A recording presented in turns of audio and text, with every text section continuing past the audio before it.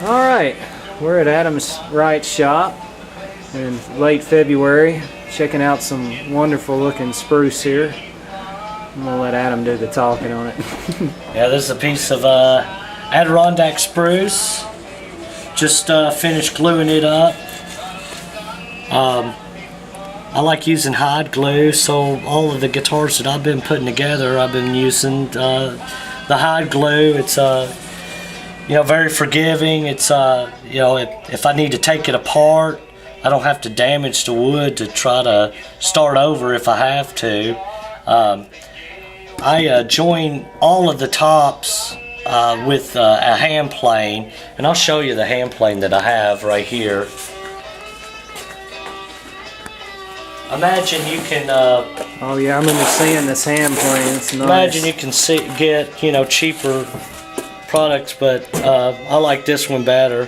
It's a good tool, nice. And I use what's called a shooting board, and I'll show you what a shooting board is real quick. All right. We'll step into the other room here. Let you lead the way. Nice little go bar deck there. Spruce top and future guitar to be seen.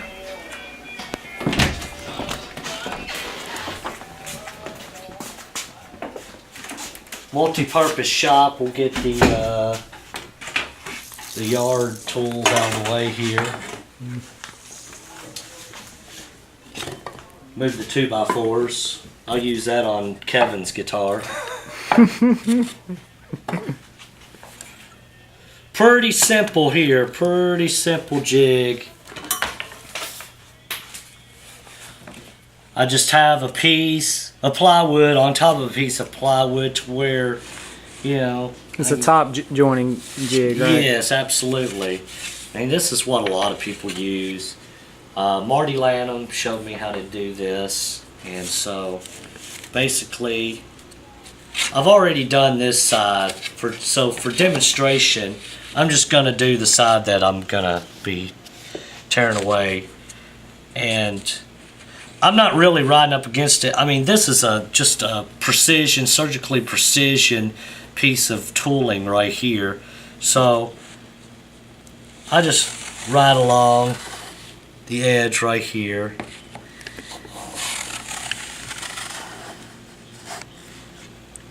And as you go, you can sort of see what you're taking off and see how far along you're coming by looking at the gaps between, the wood and your tool.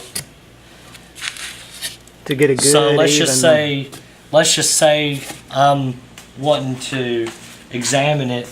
I'll actually have a little light bulb right here, and I'll put the two pieces together, and I'll check to see if there's any light coming through. If there's light coming through, obviously I got a gap. Right. So I'll keep going, and where it's closed in, that's where I'm going to take off, so it fits perfectly together.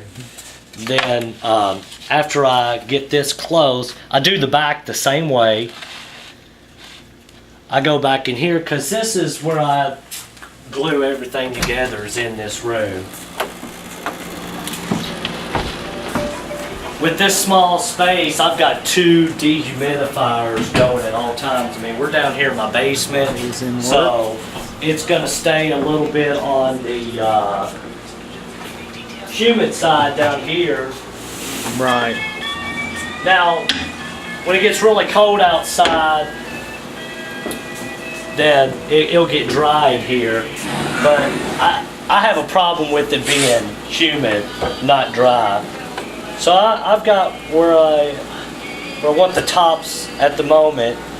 This is just a Spanish way of clamping the tops together, and I configured this. I mean, you'll see a lot of different styles, but a lot of guitar builders are clamping their backs and tops together with this type of system, and it's just with the rope. And so with using hot glue, you got to be really quick. I'm fortunate to have 2 people help me with that.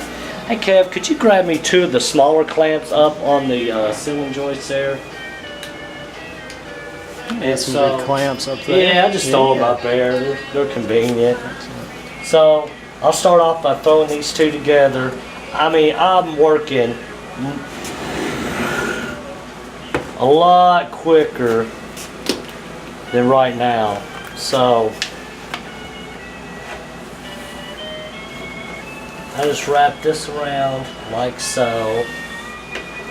How long do you have to set it up that way once you've got the seam? I let it set overnight. Yeah. I don't get in a hurry on this. I'm not a production builder by no means, and I like to enjoy this, so I sort of let it set for 24 hours. I don't guess you have to. 8 hours would be good enough, I think. But for me, I join it for 24 hours. Crisscrossing the rope. I got it pretty tight.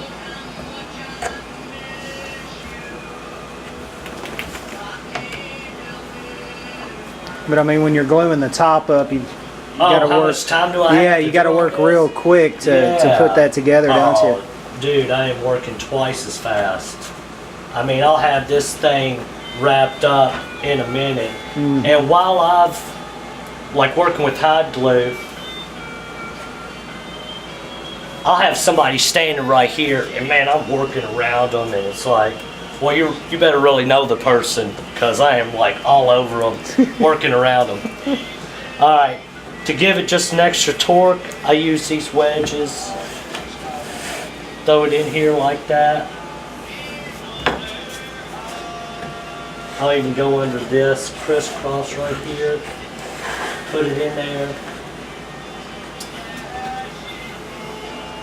This is not my idea. This is not a new idea. This has been going on for years.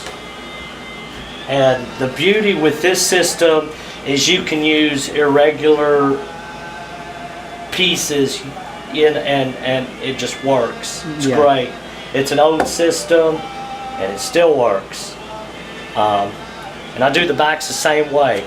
The backs, I'll have just a black strip on the Mahogany models, kind of like the D18 style. And so that's how I glue that up. I let it set for 24 hours, and then this is what I got at the end here. Oh, right.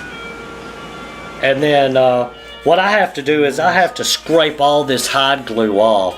If you can clean it off, it's pretty easy to clean though. Yeah, it's easy. Well, it's easy to clean off when it's soft.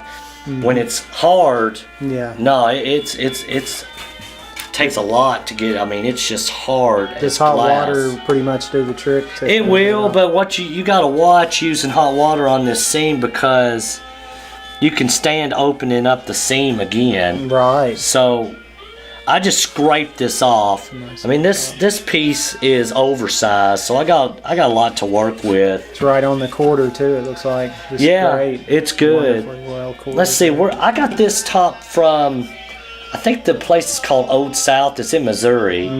They got a lot of great red spruce, and so it's good. I mean, it'll be a great sounding guitar. There'll be nothing wrong with this, and so it's kind of like food. If you got good ingredients, then you know you're gonna have a good product at the end. So anyway, after I'm done with that, I'll sand this down to like 120 thousandths. Right. I use that Hacklinger gauge a lot, and of course, I guess it comes down just a tad bit more at the very end for the final sanding. Oh yeah, absolutely. But that's. Yeah, I got this Hacklinger gauge.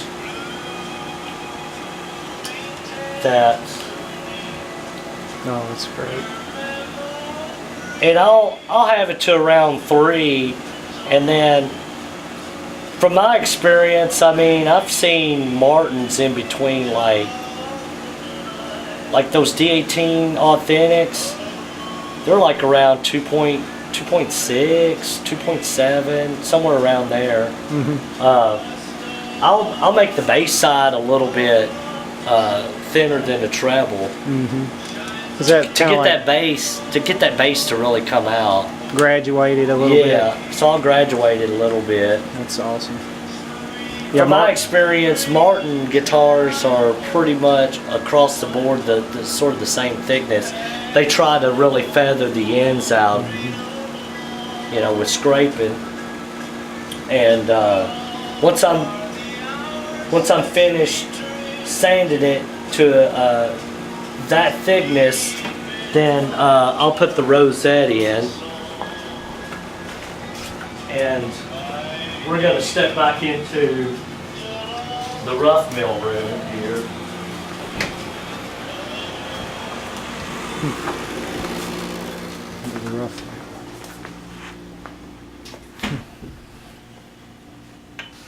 And basically, I just got a little piece of plywood.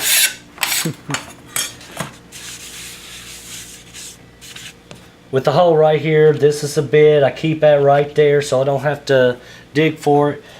I try to find the center right there. And the same frustration of putting a record on a record player. Put it in that hole right there. Got it right there. And what I do is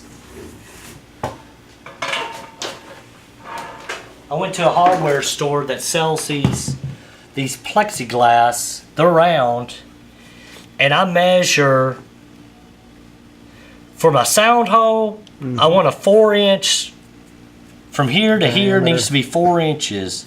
That's what Martin uses. So from here to one of these holes.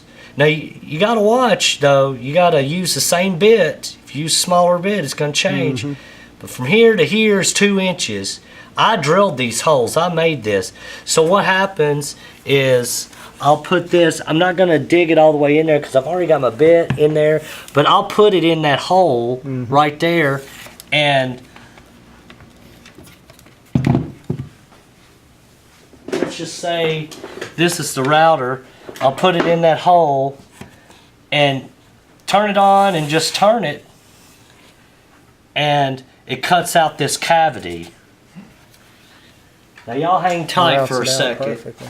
Stay right there, I'll be right back.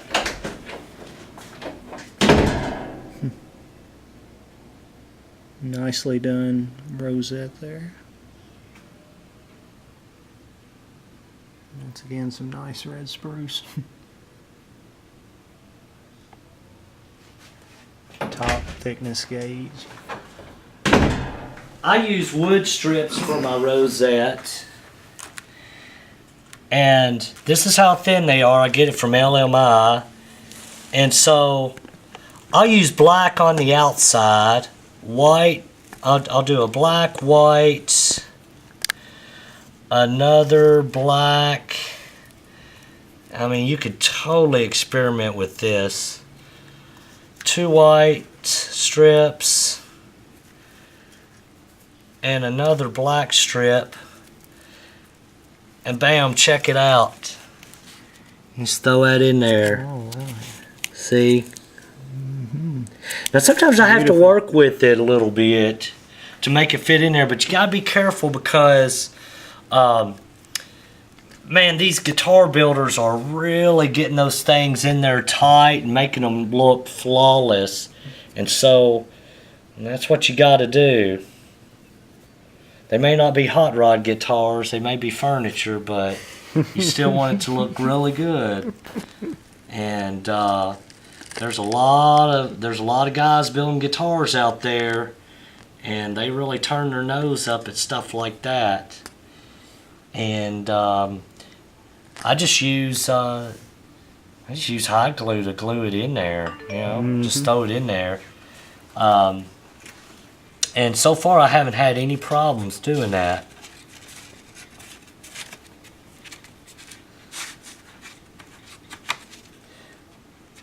Getting the top off is tricky.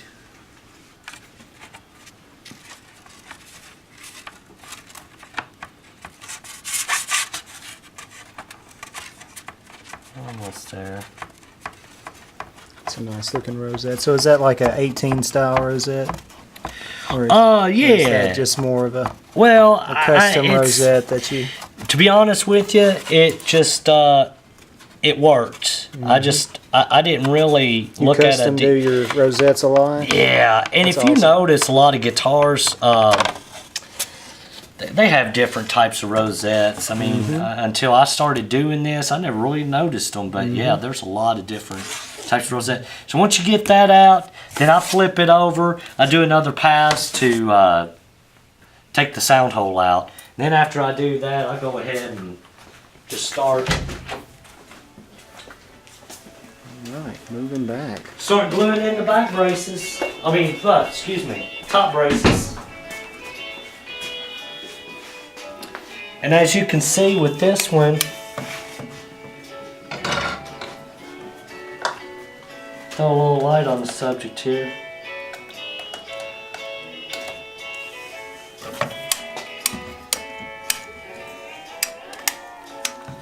Well, screw it, it ain't gonna work. So, It's all right. what I've done right here, this is flipped over, obviously. This is the bass side, this is the treble side. I've got the X-brace is 1 inch from the sound hole like a pre-war.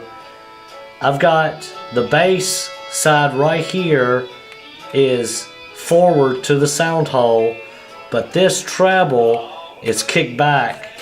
What that does, not only is it orientated at the sound hole that way, but it opens up, this is the bass side, it opens up the distance between this brace and the tone bar right here. So a Martin, I've got an X-ray of a 1936 D18, and I've already measured it. I don't know if we can see, but that's the bass side X-brace, and this is the tone bar. The difference between that X-brace and this tone bar is 1 inch on this X-ray right here. On this guitar, it's 2.5 inches. It opens it up. Okay. So the past several guitars that I have put together, what has happened is the treble comes out really bright, really rich, and the bass is still there. It's still boomy. Right. And I just have experienced a real balanced sound out of this X-bracing style. And a lot of changes too. I mean, That's unique. you know, the bridge plate is opened up way more. And like on these guitars, I'll notch it. You know, this is 36, and let's see if we can get a better viewing of it right here. Yeah, there we but go. you can see how it's notched on both sides. This is notched into the X-brace too. I don't do that. I'll notch these in, like as you can see, these are notched. The tone bars. The tone bars are notched in. But I don't do that. I mean, that's just whatever somebody wants to do. And so this has been a good tool to have. I've been able to, this is a great sounding guitar, and so I've just sort of taken the X-bracing idea off of that and incorporated to what I'm doing right here. Now, I don't do all my guitars that way, but the couple that I have put together, I've noticed that I've gotten good balanced results out of it, you know, right off the bat. I haven't been building guitars on my own for very long, so I don't know what they're going to sound like 10 years from now. But I like to use Adirondack spruce. I like to use Adirondack bracing. I like to use hide glue. When it comes to mahogany, I like the Honduran mahogany, and I got a couple of pieces right here I got to flush route this, so it's still oversized. But this one turned out great. It's got a nice radius on the back, right here. Mahogany. I'm still working on it, but it's in a Martin style. It's beautiful. Very clean interior work. Not much, or if any, run out, glue run out. Yeah, and I'm still working on it too, and when it comes to the mahogany dreadnoughts, I'm staying within the Martin flavor, and so here's one that's finished. Wow. Beautiful. And so it came out really good. And so in a lot of guitars, it doesn't matter, but to me it does. I look at this peak right here and this peak right here to make sure that they're together, Right. and that way I know that the guitar is not shifted or anything like that, the sides. And all that happens whenever you glue the back and top on. And whenever I glue the back on, I basically take these levels off to give me more distance. I put the back on this dish, put the sides on it in the mold, and I use these go bars and go around to glue the back braces. I remember seeing that. What it's going to look like is, if this back was off, this back is on there. I just throw this on top of it, and I use the go bars right here around that. I need to come up with a better system because I am using hot glue, and